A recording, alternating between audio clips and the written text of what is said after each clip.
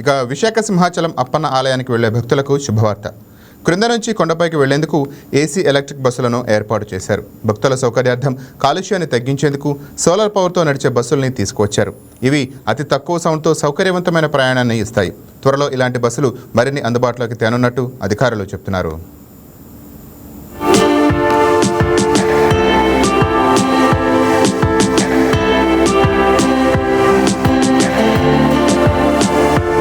శ్రీ వరహ లక్ష్మీ నరసింహ స్వామి దర్శనానికి వచ్చే భక్తులకైతే ఒక దేవస్థానం అయితే చల్లటి మంచి కబురు అందించిందని చెప్పొచ్చు.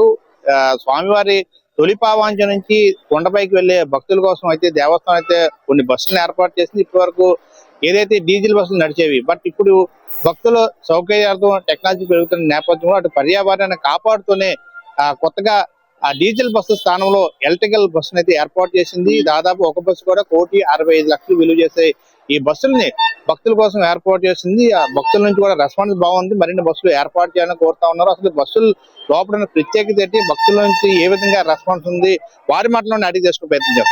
విశాఖపట్నంలోని సింహాచలం అప్పన్న దేవాలయానికి ఎలక్ట్రిక్ బస్సులు పరుగులు పెడుతున్నాయి. కొండపైకి వెళ్లేందుకు 2 నూతన ఏసీ ఎలక్ట్రిక్ బస్సులు అందుబాటులోకి వచ్చాయి.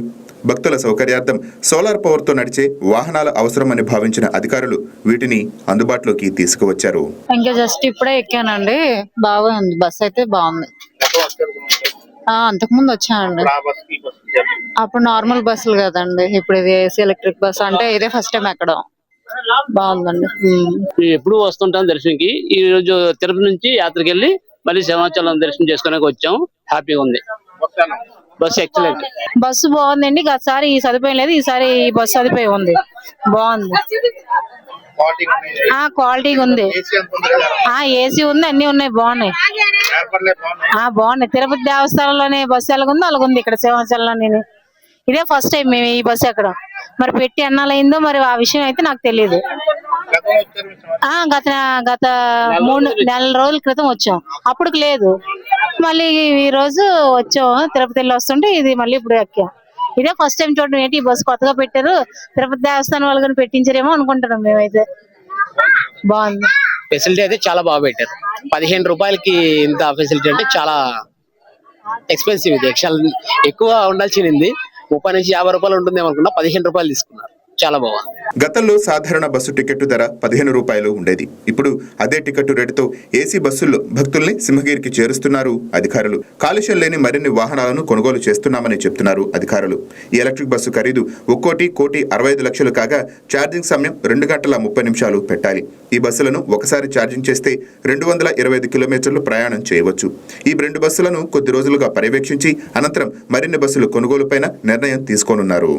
అంటే ఏసీ ఉంటది, సైలెంట్ గా వెళ్తుంది, భక్తులకి కొద్దిగా సౌకర్యంగా ఉంటదండి. ముసలి కాళ్ళకి బాగుంటది.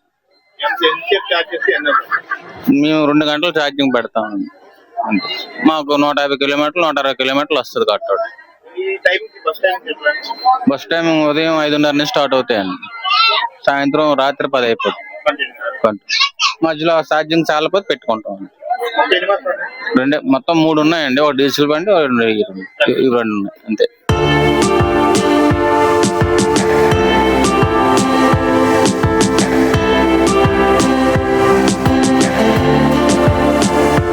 శ్రీ లక్ష్మీ నరసింహ స్వామి భక్తుల కోసం ఎవరైతే స్వామివారి దర్శనం కోసం వస్తారో భక్తుల కోసం అయితే భక్తుల కోసం పూర్తిగా ఒక ప్రత్యేక బస్సులు కూడా ఏర్పాటు చేస్తారు. ఇప్పటి వరకు ఉన్న డీజిల్ బస్సుల స్థానంలో ఈ ఎలక్ట్రికల్ ఏసీ బస్సును అయితే భక్తుల సౌకర్యార్థం అయితే ఏర్పాటు చేస్తారు. దాదాపు 1,65,00,000 వాల్యూ చేసి ఈ బస్సులను అయితే ఈ ఏడాది అయితే పూర్తి స్థాయిలో భక్తుల కోసం ఏర్పాటు చేయడం జరిగింది. ఇప్పుడు వరకు ఉన్న ఒక బస్సుతో నడుస్తూ ఉండదు. ఇప్పుడు భక్తులు సౌకర్యార్థం భక్తుల నుంచి వస్తున్న రెస్పాన్స్ నుంచి ఇప్పుడు మరొక బస్సును కూడా ఏసీ బస్సును అయితే స్వామివారి దర్శనం కోసం వచ్చే భక్తులు ఈజీగా ఉండడానికి, మరోవైపు వారు హ్యాపీగా వారికి ప్రయాణాన్ని కొండ మీదకి వెళ్ళేటప్పుడు కూడా సంతోషంగా ఆ భక్తి భావంతో ఎలాగైతే వస్తారో వారి ప్రయాణం కూడా మంచిగా ఉండాలని చెప్పేసి కూడా ఆ దేవస్థానం ఆధ్వర్యంలో అయితే ఈ కొత్త బస్సులను అయితే ఏర్పాటు చేస్తారు. పబ్లిక్ నుంచి అటు భక్తుల నుంచి కూడా చాలా మంచి రెస్పాన్స్ వస్తుంది. ఇలాంటివి మరిన్ని ఏర్పాటు చేయాలని చెప్పి కూడా భక్తులు కోరుతున్న అంశంగా మనం చూడొచ్చు. వీడియో జర్నలిస్ట్ శ్రీనివాస్ తో దుర్గాప్రసాద్, వైకే న్యూస్,